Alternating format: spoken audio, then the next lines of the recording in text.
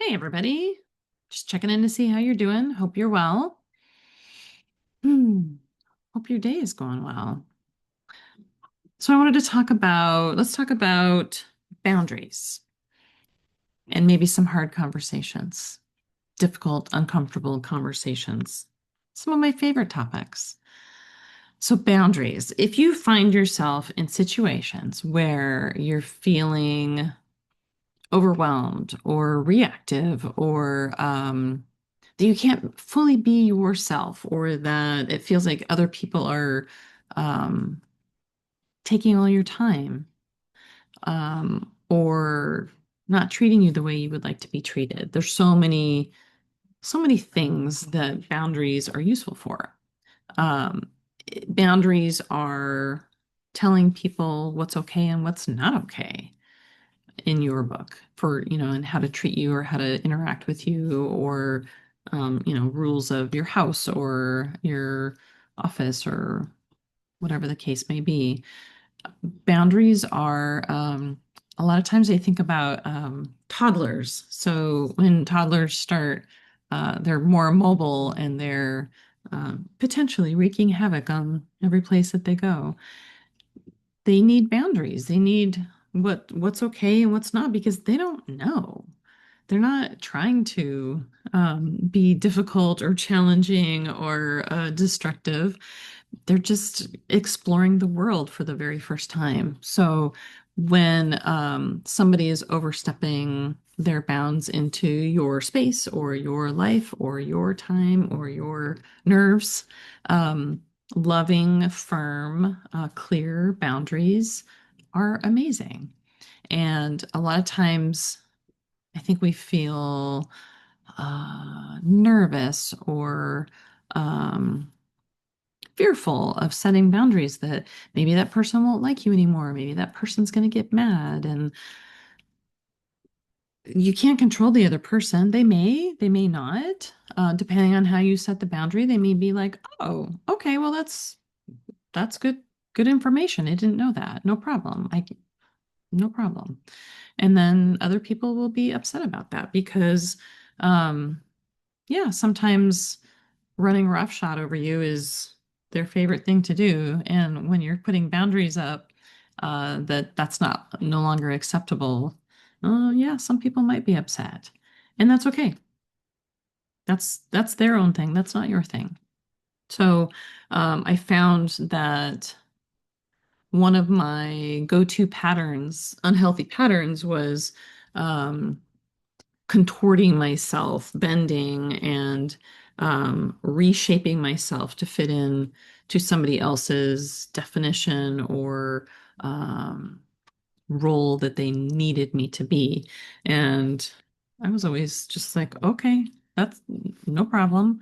That's the, people pleaser. That can be one way to look at that. Um, yeah, you contort yourself so severely that, or I did, um, then you don't recognize yourself. And at some point, like everything inside me was screaming to stop because I was unrecognizable. And that's when I became really reactive to so many things. Like everybody wants something from me. And what about me? What happens if I want something from me? There's nothing left. So boundaries. Holding those boundaries, not just suggesting them, but holding them, and you can have boundaries with yourself. What's healthy for you? What are some new patterns or behaviors or like personal goals that you have for yourself? Like, oh, okay, maybe I want to not drink during the week. And so that's a boundary I'm setting for myself. Or I want to get up 15 minutes earlier every morning so that I have a little time for myself, some stillness, some quiet time, some whatever I want to do for that 15 minutes, some journaling or movement or stretches or a quick walk or just coffee on the patio sort of thing. So boundaries are really important.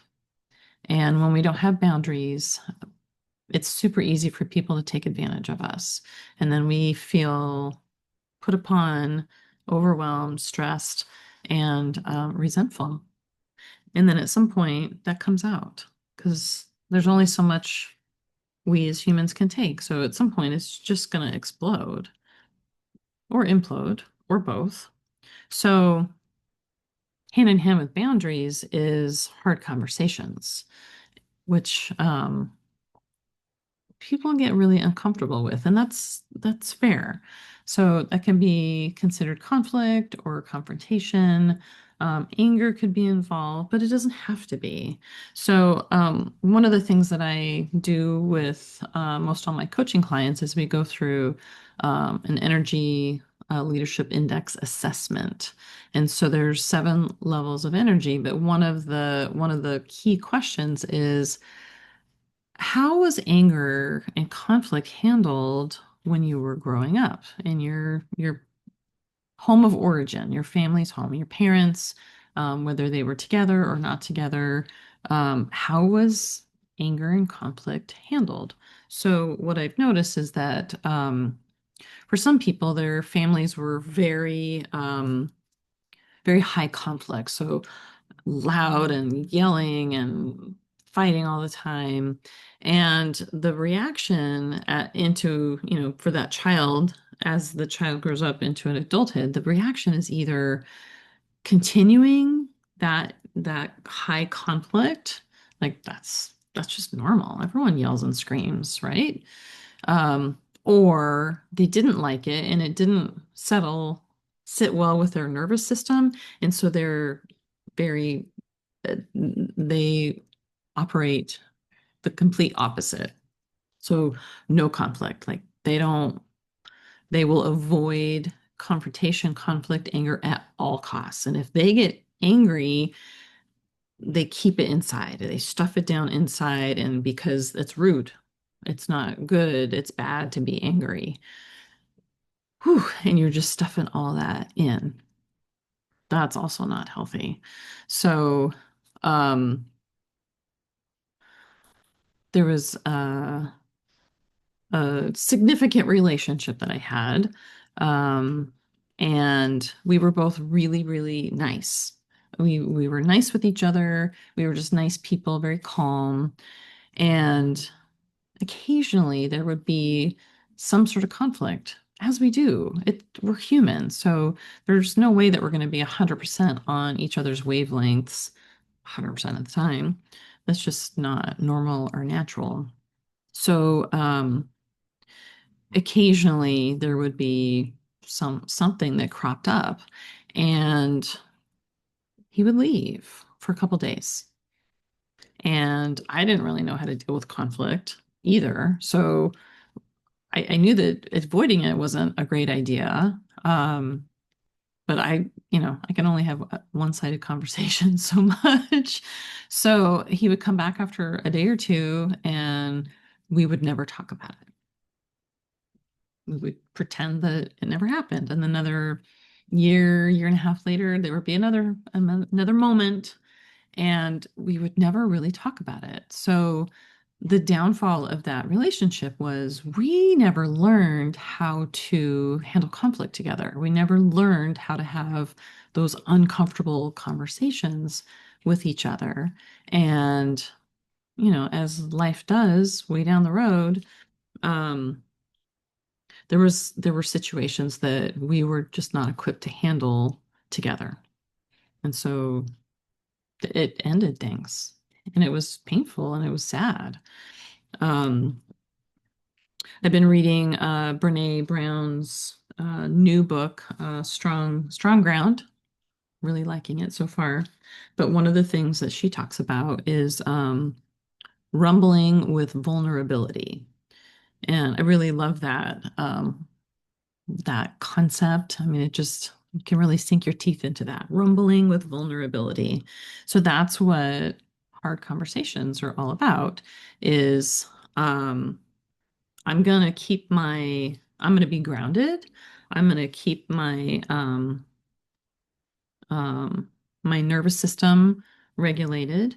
I am going to choose my words. I am maybe going to check in with you and see if there's a good time for us to set this up, to schedule this so that you have a heads up that I want to have this conversation and maybe hear some topics. Because it's not really fair to just blast somebody out of the blue. They're not prepared. They're not maybe expecting what's coming, and that can certainly put people on their back foot and very defensive. And depending on how they grew up handling anger and conflict, they may come right back at you or they may retreat. Depends how they handle that. So scheduling a time, not like way in the future, but like, hey, this afternoon or this evening or tomorrow, or maybe this weekend if the week is too busy, I have some things that I want to talk to you about. I'd like some clarity. Um, when is a good time for you? So scheduling it and taking all the time that you need, setting expectations. This is not about griping or complaining or attacking at all. This is, I want to bring up what I need. I need some clarity, or I need to understand where you're coming from, or I need more help around the house, or um, whatever the case may be. I'm having a hard time with your behavior, or whatever the hard conversation has to be about. um, Use the words, use the I statements. You own what you need, not you do this and you do that and you never and you always. That's not a good way to, those are not good phrases to include in those uncomfortable conversations. You can absolutely have uncomfortable, sticky, difficult, challenging conversations and keep everything calm. I've done it. It's amazing. And it's an opportunity to grow. It's an opportunity to learn about each other and, where the other person is coming from. Because again, we all have our own life perspectives, our own culmination of life experiences that we see things differently. So if I'm upset that, my kiddo is just not helping out around the house, we can have a conversation about that. And maybe they have a different perspective, like, oh, well, I don't want to get in your way. I don't know. Maybe we should have that conversation soon. Kidding. Uh, so we all come at the same situation from different perspectives, different viewpoints. So it's really important to have these conversations, truthful conversations, calm, can always do it calm, understanding, supportive. Like, oh, okay. Yeah, this is what I'm seeing. This is what I'm feeling. And I'm having a really hard time with that. Tell me about what happens for you in that situation, because I want to learn where you're coming from. And then let's talk about how we can figure out some common ground so that it's not a sticky situation anymore. It can be that simple. It can be that simple. I have had so many clients that just the potential for conflict or the thought of having a difficult conversation was just so terrifying that they would just avoid. I don't suggest that because you know what happens. It blows up at some point.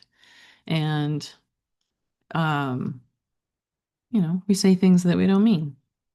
They're hurtful things, and it's a lot. We can navigate away from that. We can avoid the avoidance by having these interesting conversations.